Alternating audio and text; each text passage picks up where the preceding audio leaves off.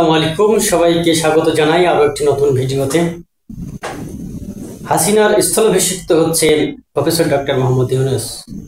Professor Yunus কি হাসিনাকে ঠকাচ্ছেন বা হটাচ্ছেন?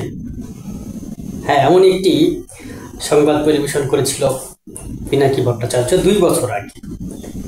2 বছর আগে 2 জুলাই 2022 থেকে 2024 জুলাই, মাত্র 2 বছর ব্যবধানের মধ্যেই আমরা দেখতে পেয়েছি যে সত্যি প্রফেসর মোহাম্মদ ইউনূসের কাছেই শেখ হাসিনার পরাজয়।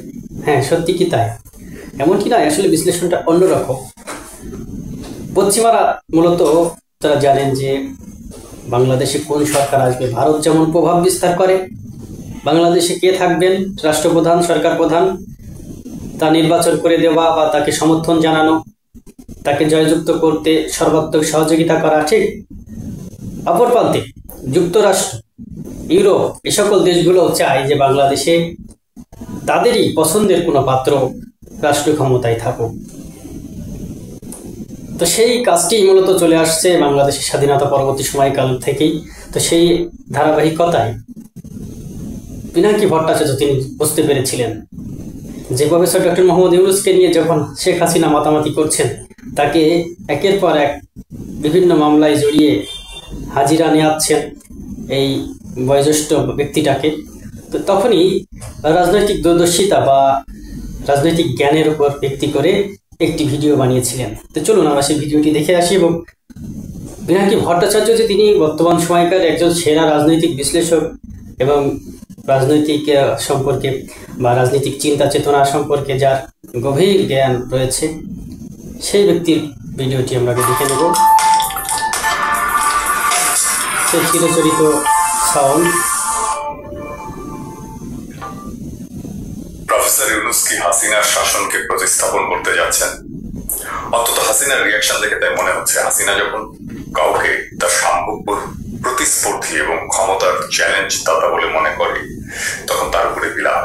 যখন সে বিএনপি বা জিয়ার উপরে চড়াও হয়, তখন বুঝবেন বিএনপির সাথে পশ্চিমাদের কথাবার্তা হচ্ছে।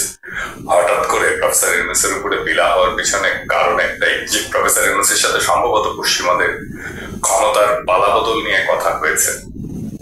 প্রমাণ চাইলে দিতে পারবো না, কিন্তু হাসিনাকে আমি যেভাবে রিড করি, হাসিনার প্রফেসর ইউনূস সম্পর্কে সাম্প্রতিক মন্তব্য থেকে এই একটা উপসংহারেই আসা যায় যে প্রফেসর ইউনূসই সম্ভবত হাসিনার বিকল্প হতে যাচ্ছে।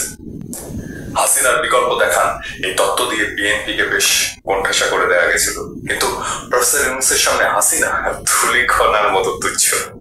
তাই হাসিনার এত আক্রোশ। হাসিনার সবচেয়ে বড় ভয় প্রফেসর ইউনূসকে।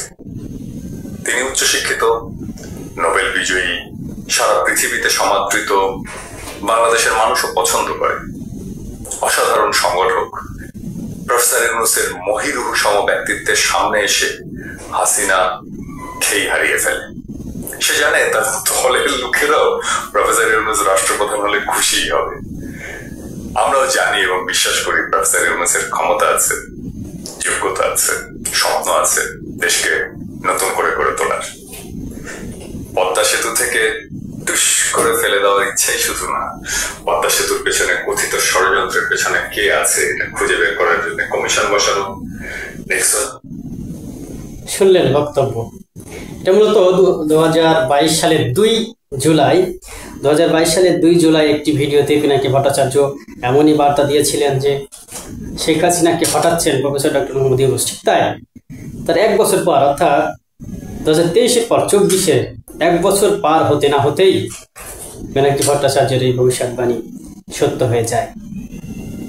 কি তার হচ্ছে সম্মোহনী শক্তি বা পিনাকি ভট্টাচার্য, যার বক্তব্য একেবারে সেই গ্রামের সুদূর মাঠ ঘাট প্রান্তর থেকে শুরু করে শহরের সোফায় বসে প্রতিটি মানুষ শ্রবণ করেছে।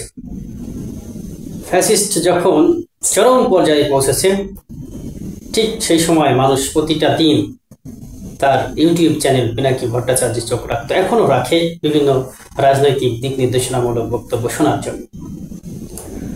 তো নানানভাবে তিনি শুধু বিরোধী দলকে সতর্ক করেননি, সরকারি দলকেও সতর্ক করেছেন, কিন্তু তার কথা কেউ শোনেনি, যার ফলশ্রুতিতে শেখ হাসিনার দেশ ত্যাগ বা দেশ ছেড়ে বিদেশে সেখানে থাকতে হচ্ছে, হয়তোবা তার কথাগুলো সেভাবে নিলে এভাবে দূরে যেতে হতো না। কখনো কখনো শত্রুর মানে বক্তব্যগুলো নিজের কল্যাণকর ভেবে সেগুলো কাজ করতে হয়, তাতে মঙ্গলই থাকে। ধন্যবাদ সবাইকে ভিডিওটি দেখার জন্য।